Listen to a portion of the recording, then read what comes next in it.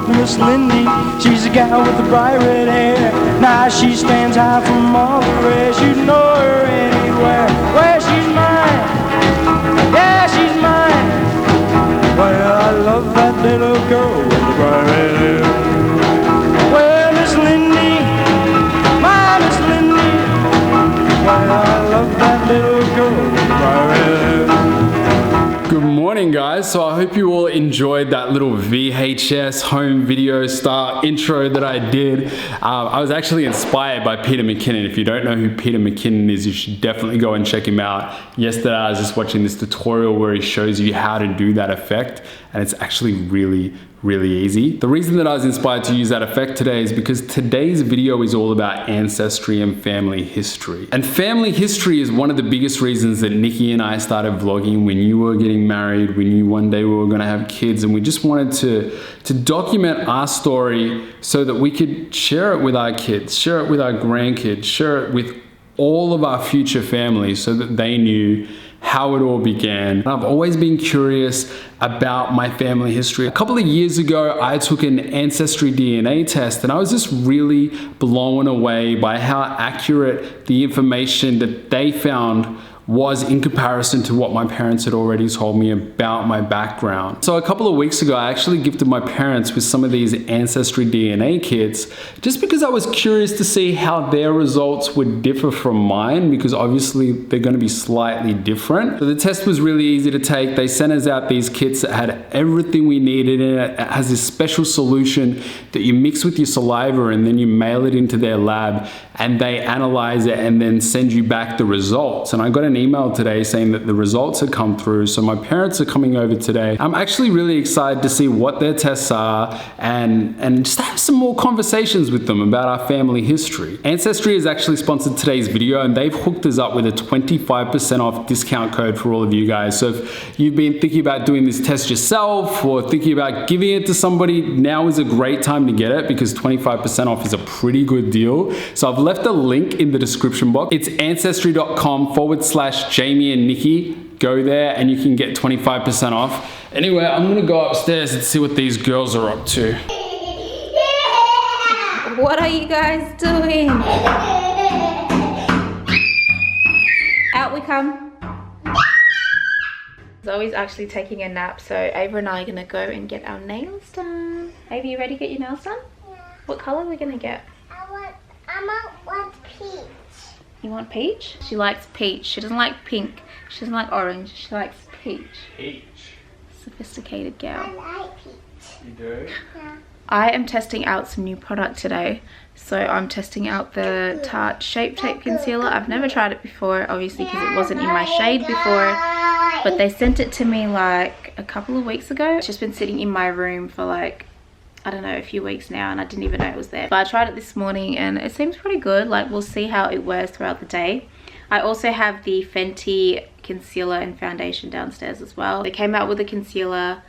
Some people have been raving about it, so I'm excited to give that a try as well. I'm not gonna try that today though, because I already got my face on, but I think in the next video I'll probably give it a try. You excited to have mummy and me time?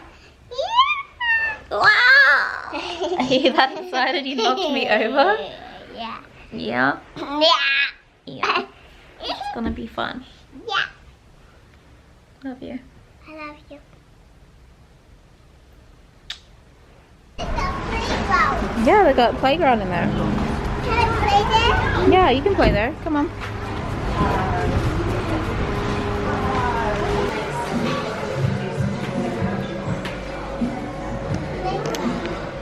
Okay, you want me to hold your chippies while you play? Yeah. Okay, mommy's gonna go get her nails done, okay? Which one do you want? I want this one. You want the sparkly one? Okay.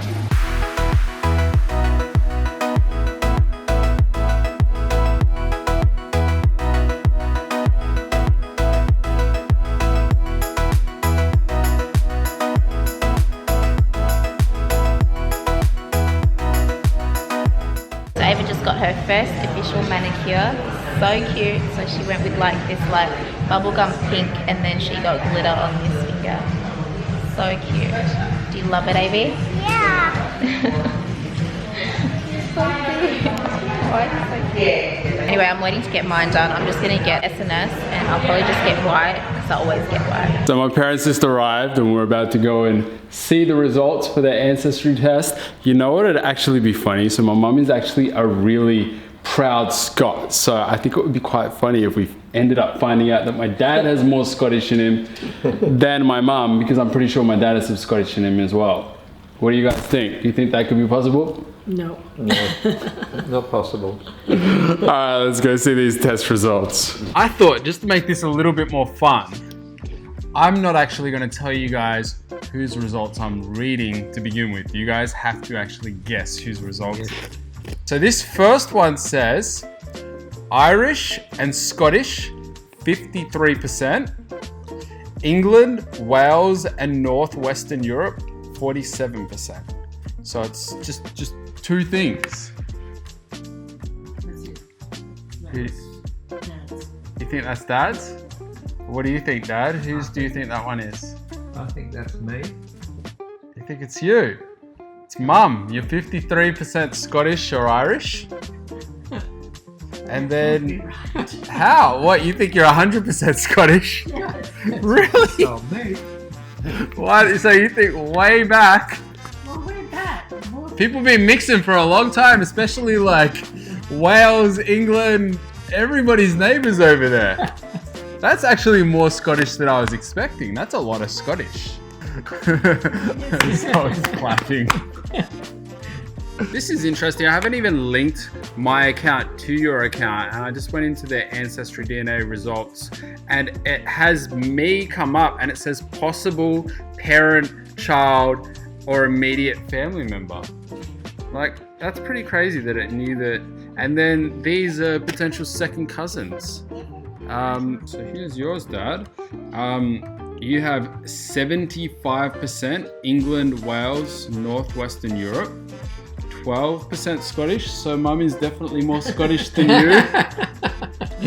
9% from Norway, 2% from Sweden, and then 2% from Germanic Europe. Oh, yeah, that's Germany. Yours both slightly different to mine, but Yep.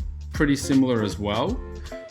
So that's really interesting. Let's see if I show up as a possible family member of yours and if we can find any other cousins. Oh, there we go. You are my dad. Thank goodness for that. Definitely my dad. But yeah, it's so cool how it picked. Pardon? Yeah, I know. We definitely have the same nose. Yours is just a little bit bigger than mine. And then here are some people who are potential second cousins. Do many of your uncles go to war, Dad? I know your dad did.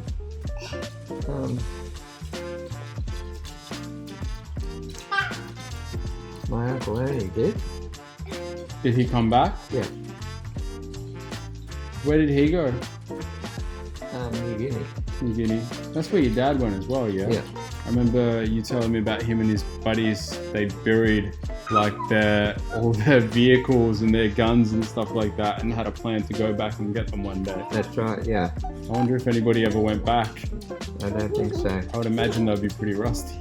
Because most of the trucks and tanks and things were just being offloaded into the ocean. Really? Yeah. So I was thinking, since today's video is all about ancestry and family background, I thought it might be a good idea to just go around and tell one story that we remember about our grandparents. And I'm gonna start talking about my grandfather, my mum's dad.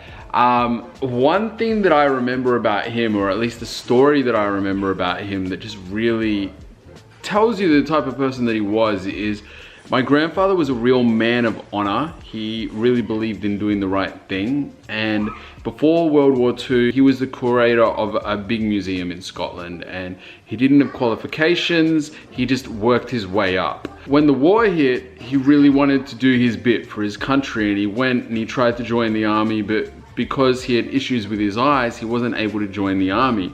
So instead, he became a volunteer firefighter, and he left his job that he absolutely loved, that he had worked so hard to get, to become a firefighter during the war. And then when the war was finished, he tried to get his old job back, or a job similar, and everyone just kept saying, you need to have qualifications. You need to have studied at a university to have this type of job. It doesn't matter what experience you have. If you don't have the education, you can't have it. But even after all that, he had no regrets about leaving and doing what he did. He felt he did the right thing for his country. And although he passed away when I was very young, the memories that I do have of him is being just a very respectful man, the type of man who would always do what was right, not just the type of man who would do what's right for him. That's something that makes me proud to be his grandson. What about you, babe? What's something you remember about one of your grandparents? So my grandma met my grandpa and they fell in love, but my grandpa wasn't Nuer, so he wasn't like from the tribe that we're from in South Sudan. And so they knew that that was going to be an issue when they went to go and ask for like her hand in marriage. So my grandfather wasn't even Sudanese, like he spoke Arabic, and that was like a no-no, like they weren't gonna have it. So when he came to ask for her hand, they were like, no, you don't speak Nuer. Like they didn't say because you're not Nuer, but they just said you don't speak Nuer, so like how's this gonna work? And off he went, and they thought that was the end of that, and like they wouldn't see him again. And then he just like went away for like a whole year. So he found someone to tutor him in Nuer. Like he came back and like full on spoke it fluently. Like he could probably speak Nuer like better than me, for real. And yeah, he was just like fluent in it. So he came back and he asked for her hand a year later in Nuer, and everyone was like so shocked, and he was like, what the heck? But they still said no to him, which was so mean. So they ended up just like running away together and like getting married without their parents' blessing, which I think was pretty sad. I don't know, it's just sad how like people get rejected all the time just because they're not like from where that person's from. Mm-hmm. But if they hadn't have done what they did and followed love, then you wouldn't be here. So that's a pretty amazing story. That's right.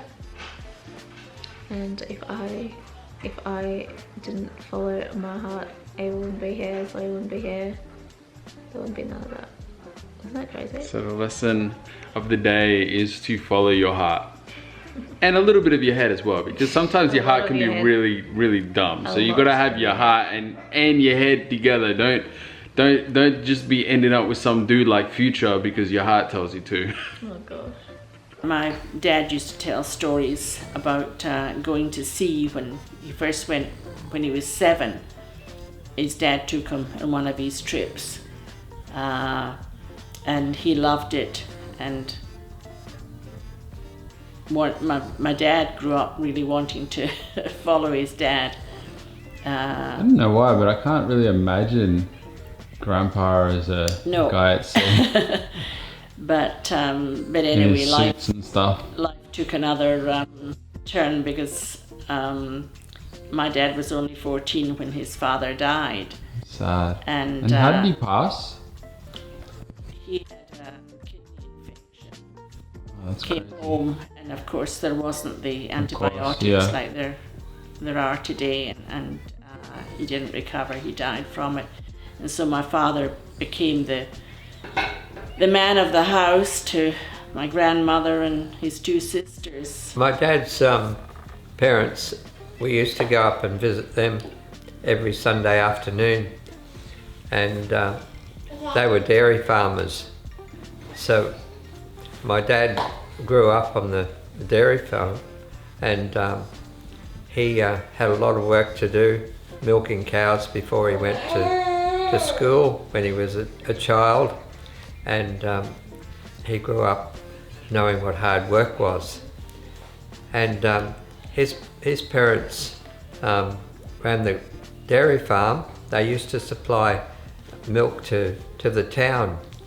So in the morning, before he went to school, high school, he would have a milk run to do with a horse and cart delivering milk around the town. Then he would come home and get ready for school and go to high school. And then after school he would come home and milk cows. So he had quite a hard upbringing, but back in those days that was very normal for farm children growing up.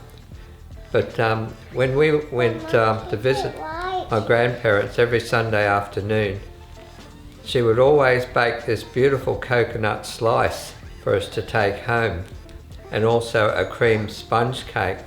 She was an amazing cook, and she supplied a lot of cakes and things to families around the town.